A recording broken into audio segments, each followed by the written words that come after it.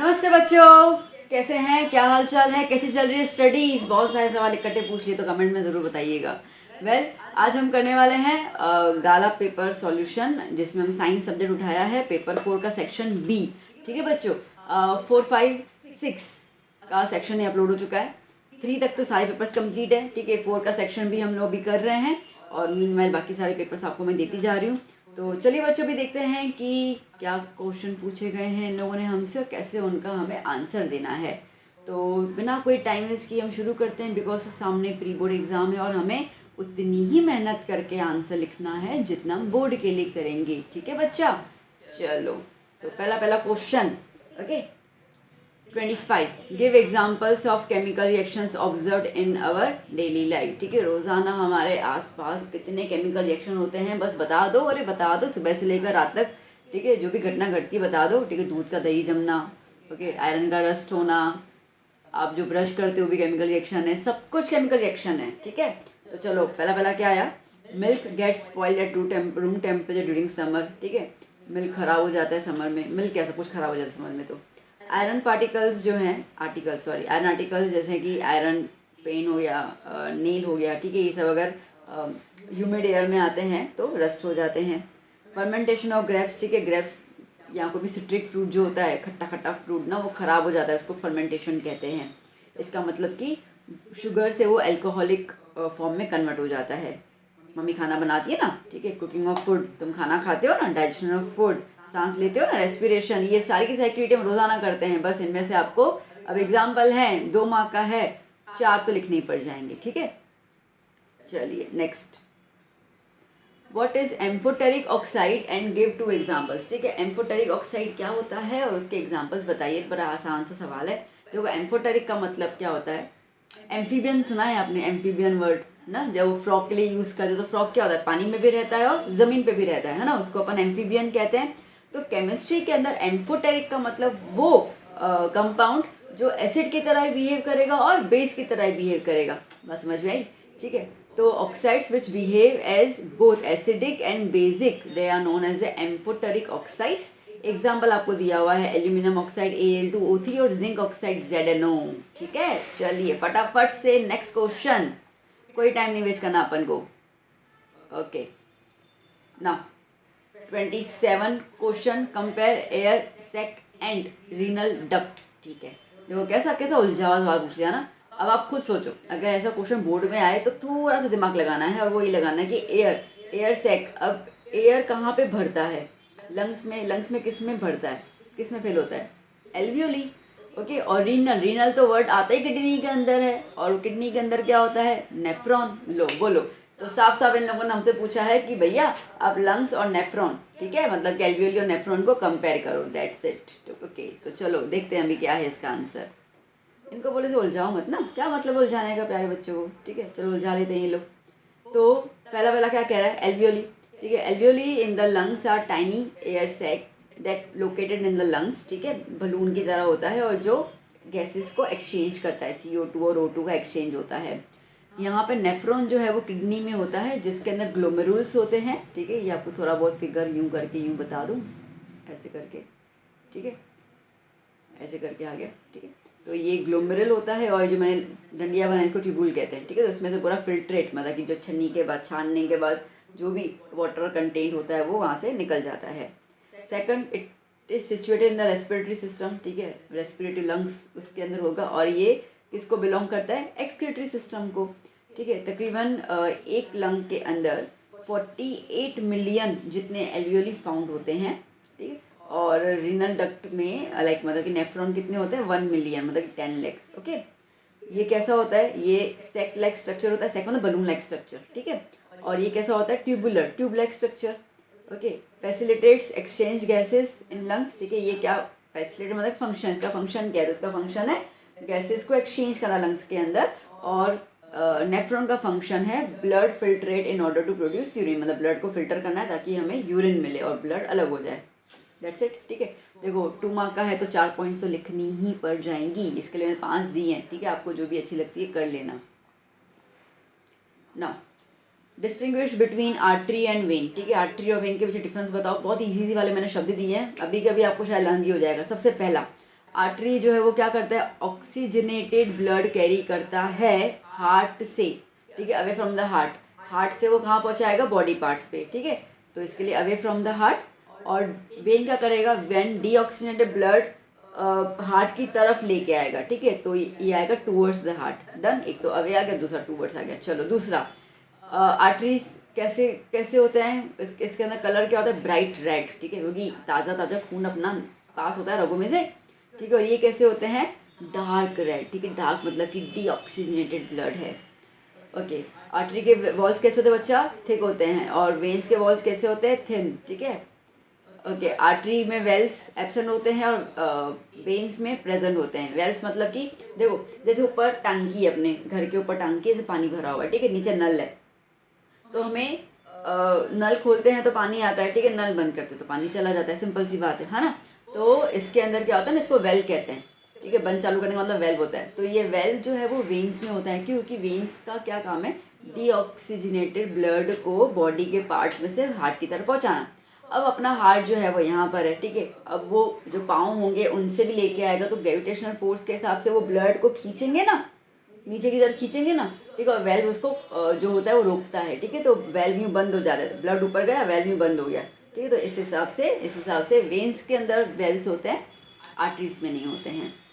चलो, इन arteries blood जो है वो बहुत हाई प्रेशर से फ्लो करता है, वेन्स के अंदर, ठीक है, ब्लड जो है वो लो प्रेशर से होता है, ठीक है। जैसे आप ना वो गिस्किनी खाते हो ना ऐसे, ठीक है, स्लाइडिंग, तो ऊपर से नीचे की तरफ आते हो फटाफट आ जाते हो, आर्टरी का वही काम है, हार्ट से सीधा, ठीक है, ब्लड को नीचे पहुंचाना। इसके लिए प्रेशर फास्ट होता है, रैपिड फ्लो होता है, ठीक है। बट यहीं पे अगर वो जो स्लाइड होता है, तुम जहाँ से स्लाइड करके आएगा तुम उस तरफ से चलो तो उतना जल्दी से तो आप ऊपर नहीं पहुँच पाओगे ना, ठीक है, उल्टा डायरेक्शन हो गया। तो सेम वेन्स का काम है, ठीक है, इसके लिए लो प्रेशर।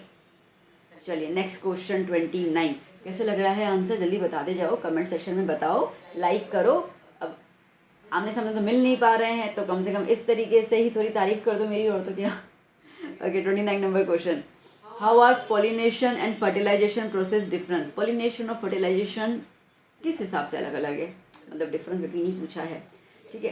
तो देखो, पॉलिनेशन जो है वो कैसा होता है ना बच्चा, एक्सटर्नल प्रोसेस होता है, ठीक है, मतलब कि बाहर से, बॉडी के बाहर का फंक्शन होता है। और फर्टिलाइजेशन जो है वो बॉडी के अंदर या बाहर डिपेंड करता है, ऑर्गेनिज्म के ऊपर, दोनों होते हैं, ठीक है। Pollination takes place before fertilisation, ठीक है, प्लांट्स के अंदर फर्टिलाइजेशन से पहले पॉलिनेशन होता है, और फर्टिलाइजेशन जो पॉलिनेशन के बाद होता है, तो दोनों का एक ही मतलब है, ठीक है। Fertilisation occurs after pollination. Third, pollination में क्या होता है ना, उसके अंदर एंथर जो होता है, ठीक है, इस तरीके से यूँ एंथर होता है ना, ठीक है। तो इसके अंदर दाने दाने दाने होते हैं, ठीक है। तो यहाँ से, ठीक है, यहाँ से वो जाएगा स्टेमन में, स्टेमन से जाएगा स्टिग्मा जो ओवरी के साथ कनेक्टेड होती है। जबकि फर्टिलाइजेशन में क्या होता है ना, मेल और फीमेल गैमेट्स का मिलन होता है, मतलब कि फ्यूजन होता है। पॉलिनेशन के लिए एजेंट्स की ज़रूरत है, विंड, वाटर, बर्ड्स, इंसेक्ट्स, ठीक है। जबकि फर्टिलाइजेशन के अंदर तो कुछ नहीं होता, ठीक है। फ्लावर के अंदर वो ट्यूब बनता है, वो ट्यूब से पोलन ग्रेन्स गए और अंदर ओव्यूल के साथ कांटेक्ट में आ गए, तो उसमें कोई भी एक्सटर्नल एजेंट की ज़रूरत नहीं है। पॉलिनेशन सिर्फ और सिर्फ प्लांट्स में होता है। फर्टिलाइजेशन वर्ड जो है वो आपको एनिमल्स में भी सुनाई देगा, ठीक है। फर्टिलाइजेशन ह्यूमन बींग्स, ठीक है, फ्रॉग, बर्ड, सब में होता है। तो ये हर मतलब अर्थ पे जो भी लिविंग ऑर्गेनिज्म है वो सब के अंदर फर्टिलाइजेशन प्रोसेस होता है। ओके, तो अगर मैंने इसमें आपको 5 दे दी, आपको कोई भी 4 सुंदर से लग रहे हो उसको लर्न कर लो, खत्म। चलिए नेक्स्ट क्वेश्चन 30। ओके, क्या कह रहा है, we should thank God for apparently increasing the length of day by 4 minutes every day, why, ठीक है। अब ये कह रहा है कि हमें भगवान जी को शुक्रिया अदा करना चाहिए कि उन्होंने हमें, ठीक है, दिन में 4 मिनट ज़्यादा दिए। अब आपको तो गुस्सा आएगा, क्या क्यों 4 मिनट ज़्यादा दिए, भी 4 मिनट हमको एक्स्ट्रा पढ़ाई करनी पड़ती है, ठीक है। तो आपके लिए तो कोई गुड न्यूज़ है नहीं, और ऐसी कोई गुड न्यूज़ अपने को टेक्स्ट में भी नहीं दी हुई है, ठीक है। ये क्वेश्चन फालतू का बनाया हुआ है। इनको सिंपल क्वेश्चन ये पूछना था कि 4 मिनट्स, ठीक है, रोज़ाना जो होता है वो किस तरीके से इंक्रीज़ होता है, ठीक है। क्योंकि ऐसा कोई टेक्स्ट में नहीं लिखा हुआ है कि ये 4 मिनट अगर इंक्रीज़ हो रहे हैं तो उससे हमें ये फ़ायदा हो रहा है ना। तो क्वेश्चन ऐसा ही है। तो अपन को गॉड को थैंक करते हुए कुछ आंसर लिखना है, अपन को सिंपल 4 मिनट कैसे बने ना, ठीक है, वही बताना है, ठीक है। तो चलिए, the length of a day increase by 4 minutes, क्यों, because of the atmospheric reflection, पहली पॉइंट क्लियर। दूसरी point, when a ray of light passes through the atmosphere, ठीक है, जब एटमॉस्फेयर से, ठीक है, ये एटमॉस्फेयर की लेयर है ना, ठीक है, तो जब एटमॉस्फेयर से सन की रेस, ठीक है, सन की रेस में पास होती है, तो अब ये जो मैंने लेयर्स बनाई ये वाली, ठीक है, ये वाली लेयर्स जो हैं वो डिफरेंट डिफरेंट डिफरेंट डेंसिटीज़ की होती है इसके हिसाब से, ठीक है, वो जब नॉर्मल से बैंड होती है ना, ठीक है, तो उस हिसाब से उनका हर बार एंगल जो है वो अलग अलग होता है। एंगल मतलब कि रिफ्रैक्टिव इंडेक्स क्या हो जाता है बच्चा, अलग हो जाता है। तो जो एक्चुअल सनराइज जब होता है, ठीक है, ये तब होगा, एक्चुअल सनराइज कब होगा, जब आपको सूरज भगवान जी दिखे, है ना, सूरज भगवान दिखे, उसको हम एक्चुअल सनराइज कहेंगे, ठीक है। तो कब होगा, जब sun is just above the horizon, ठीक है, ये हमारा होराइजन है और ये सन है, ठीक है। तो सन जब होराइजन के यहाँ पे दिखेगा, that is the actual sunrise. But sun आने से पहले उसकी जो रेज होती है ना, ठीक है, उसकी किरण, ठीक है, वो जब ऊपर की तरफ आती हैं, ठीक है, तो वो रोशनी फैला देती है। तो रोशनी देकर हम कहते हैं कि सूरज आ गया, ठीक है, बट सूरज तब नहीं आया है, सूरज 2 मिनट के फिर बाद आएंगे, ठीक है। तो ये चीज़ रहती है। तो 2 मिनट का यहाँ गैप हुआ, फिर 2 मिनट का सनसेट के टाइम पे गैप होता है, ठीक है। अब ना जैसे ये होराइजन, ठीक है, अब ये सन है, तो सन जब जाएगा तो उसकी रेज जो है वो नीचे जाएंगी, ठीक है, सन जो है वो उसके बाद नीचे जाएगा, तो अगेन 2 मिनट का गैप हो जाता है। ओके, तो यहाँ पर हम लोगों को सन 2 मिनट पहले और सन 2 मिनट बाद, ठीक है, ऐसा लगता है कि है, इसके लिए 4 मिनट का ये गैप होता है। मैंने आपको एक्सप्लेन कर लिया, ये आगे आप रीड कर लीजिएगा। फिगर मैंने दिया है, ड्रॉ करने की ज़रूरत नहीं, बट मैंने आपको फिगर दिया है, आपको पता चले कि दिस इज़ द होरिजन, ठीक है, और ये होरिजन के नीचे और ये ऊपर की तरफ है, ठीक है, डन। चलिए next, sorry. An electric iron of resistance 20 ohmega draws 5 ampere electric current. Okay, तो आपको रेजिस्टेंस दिया हुआ है 20 ओमेगा, ड्रॉस 5 एम्पियर करंट। तो आई कितना दिया हुआ है बच्चा जी, 5 ampere. Then calculate the heat, heat निकालना है हम लोगों को इन 30 सेकंड्स, ठीक है। तो हीट का फॉर्मूला लगा दो simple, H is equals to I square R T, बस, और तो क्या करना है, ठीक है। तो आई 5 स्क्वायर, आर कितना आया 20 और टी कितना आया 30, 25 इंटू 20 30 600, ठीक है, 625 कितना हो जाएगा 150 और पीछे और 2 ज़ीरो, तो कितना हुआ बच्चा 15,000 जूल, ठीक है ना। Next 32, what is electric power, right it's formula, ठीक है। इलेक्ट्रिक पावर क्या होता है, तो सिंपल एक यूनिट टाइम है, अब आपको 1 सेकंड मानो 1 मिनट मानो, उसमें तुम कितना काम करवाते हो, मतलब कि कितनी एनर्जी पास होती है एक कंडक्टर में, उसको अपन इलेक्ट्रिक पावर बोलते हैं, ठीक है। So work done by an electric current in unit time, that is known as electric power, ठीक है। तो with the rate of doing work is known as electric power, ये भी स्टेटमेंट है, ठीक है। The rate of doing work लिख दूँ, the rate of doing work done by electric current, ठीक है, it is also known as a power. Write its formula, तो simple P is equals to work done upon time, ठीक है, W upon T, तो work done by time, simple, ठीक है। चलिए next, why do two magnetic field lines do not intersect each other, क्यों intersect नहीं करती हैं। देखो बेटा, पहले समझ लो इस चीज़ को, ये अपना बार मैग्नेट है ना, ओके। अब हम कहते हैं, हमने एक्सपेरिमेंट भी किया था, आपके उसको में करवाया भी होगा, ठीक है, कि बार मैग्नेट में ये नॉर्थ पोल है और ये साउथ पोल है, ठीक है बच्चा। तो हम ये कहते हैं कि भाई जो मैग्नेटिक फील्ड होती है ना, वो नॉर्थ से साउथ के डायरेक्शन में जाती है।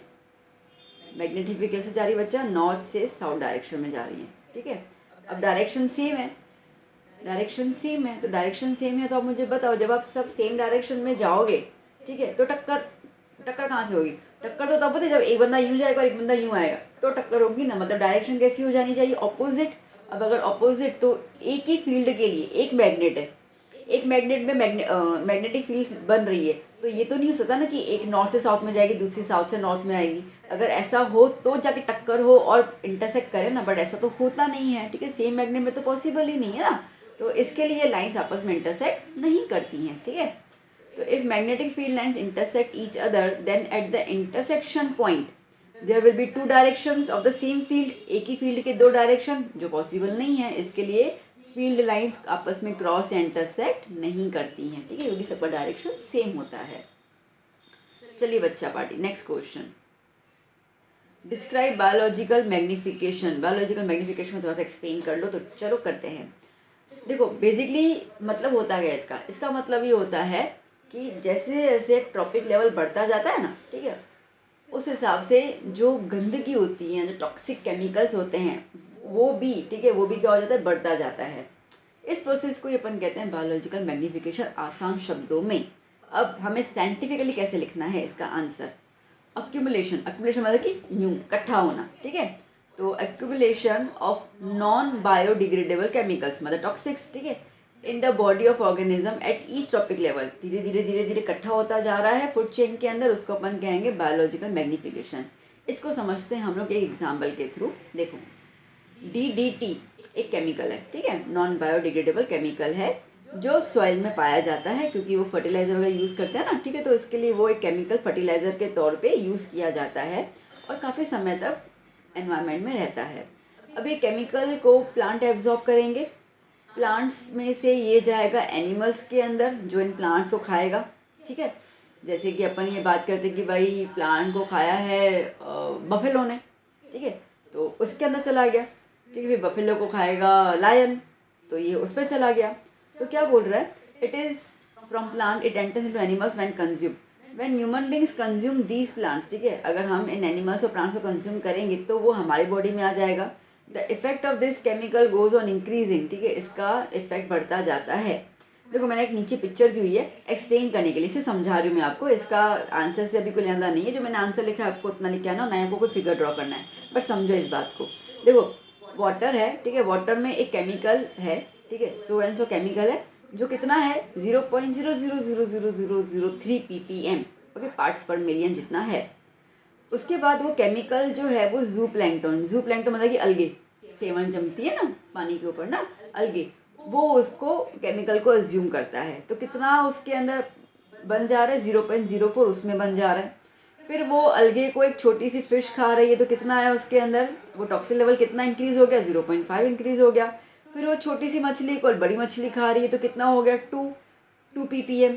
फिर वो बड़ी मछली को ईगल खा रही है, ठीक है, तो कितना हो गया 25 ppm। देख रहे हो कहाँ 0.00003 था और कहाँ जाते जाते 25 ppm हो गया।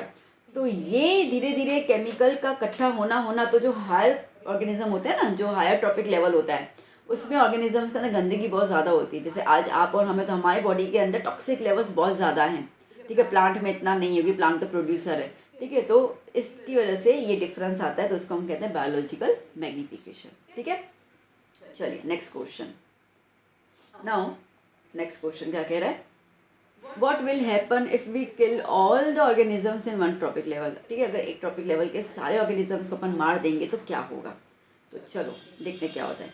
If all the organisms at one tropic level are killed, it will create an imbalance, ठीक है, और जो हमारा प्रीवियस मतलब कि ट्रॉपिक लेवल, उसके ऊपर और नीचे वाले जो ट्रॉपिक लेवल होंगे, ठीक है, वो पॉपुलेशन ज़्यादा हो जाएगी उनकी, and the flow of energy उसमें भी ज़्यादा हो जाएगी, फूड सोर्सेज उनके लिए ख़त्म हो जाएंगे, ठीक है, तो फ्लो ऑफ एनर्जी भी कम हो जाएगी।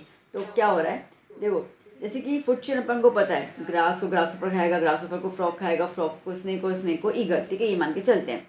तो फूड चेन के अंदर हर एक ऑर्गेनिज्म जो है वो डिपेंडेंट होता है दूसरे ऑर्गेनिज्म के ऊपर फॉर द सर्वाइवल, ठीक है, तो इसके लिए ट्रांसफ़र ऑफ फूड वगैरह, तो एक भी अगर टॉपिक लेवल चला गया तो पूरा का पूरा चेन जो है वो इम्बैलेंस हो जाएगा। एग्जाम्पल से समझते हैं, बड़ा प्यारा सा एग्जाम्पल है।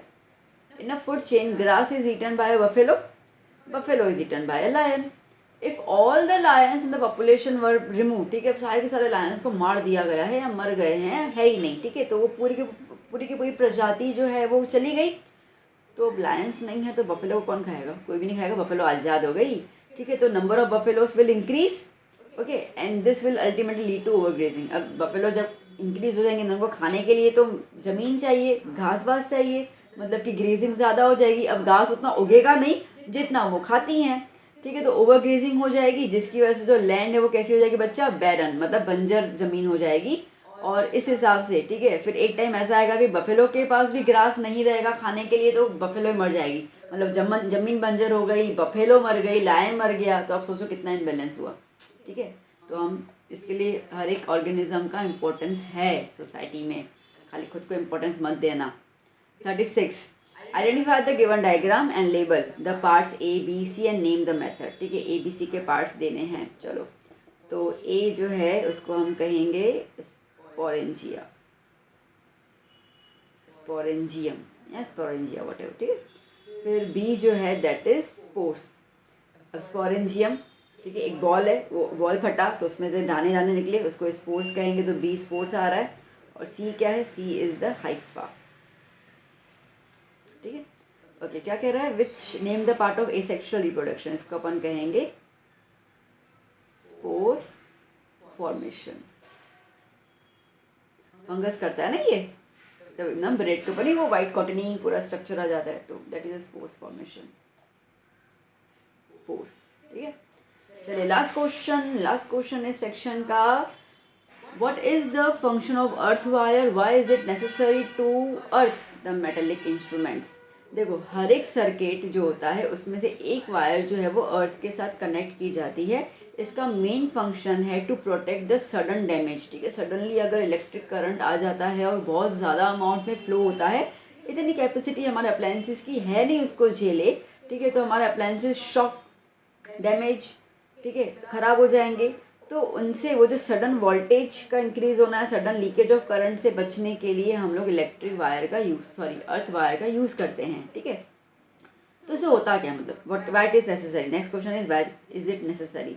तो हम जब ये अर्थिंग का, इसको अर्थिंग बोलते हैं। ठीक है, तो अर्थिंग का मेटेलिक अप्लायंस, ठीक है, तो जो मेटेलिक अप्लायंस है ना, उसका आपने स्विच देखा होता है बेटा, उसका स्विच यूँ होता है, यूँ करके। ठीक है, जो हैवी अप्लायंसेज होते हैं, तो ये वाला जो होता है, ये अर्थ के अंदर एक मेटल रखा जाता है ज़मीन के अंदर, उसके साथ कनेक्टेड होता है। ठीक है, it is connected to the earth wire so that कभी कोई लीकेज हो करंट का तो वो ग्राउंड के पास ट्रांसफ़र हो जाए। सॉइल हमारा bad conductor of heat electric current है, तो इसके लिए हमें उसका कोई इम्पैक्ट पड़ता नहीं है। ठीक है, और हमारा अप्लायंसेस जो है वो भी ख़राब होने से बच जाएगा, ना शॉक लगेगा, ना शॉर्ट सर्किट होगा। ठीक है, कुछ नहीं होगा। तो that is all about today's session. ठीक है बच्चा पार्टी, तो यहाँ पे इस पेपर 4 का सेक्शन भी हम अपन ने ख़त्म कंप्लीट कर दिया। ठीक है, तो I hope you enjoyed the session. बताइएगा ज़रूर कैसा लगा, एंड बहुत अच्छे से मज़े से पढ़िएगा। ठीक है, अच्छे से मार्क्स लेके आइए। मैं ये चाह रही हूँ कि मेरे साथ सब्सक्राइबर मस्त मार्क्स लेके आए, और फिर जब रिजल्ट आए और आप लोगों के जब रिजल्ट्स मेरे को आप टेलीग्राम पे भेजो, इंस्टा पे भेजो, ठीक है, व्हाट्सएप के चैनल जहाँ पे भेजना है भेजो, और फिर मैं को आएगा मज़ा कि हाँ भाई हो गई मेहनत सफल। तो ये मेहनत सफल करने के लिए आप अभी थोड़ा मेरा काम कर सकते हैं। ठीक है, वीडियो को अपने फ्रेंड्स के ज़रूर शेयर कीजिए, सब्सक्राइब कीजिए चैनल को, नए हैं आप, और अपने फ्रेंड्स को भी ज़रूर रिकमेंड कीजिए इस चैनल को। अभी हम मिलेंगे नेक्स्ट लेक्चर में। Till then keep study, keep hard working, bye bye, take care.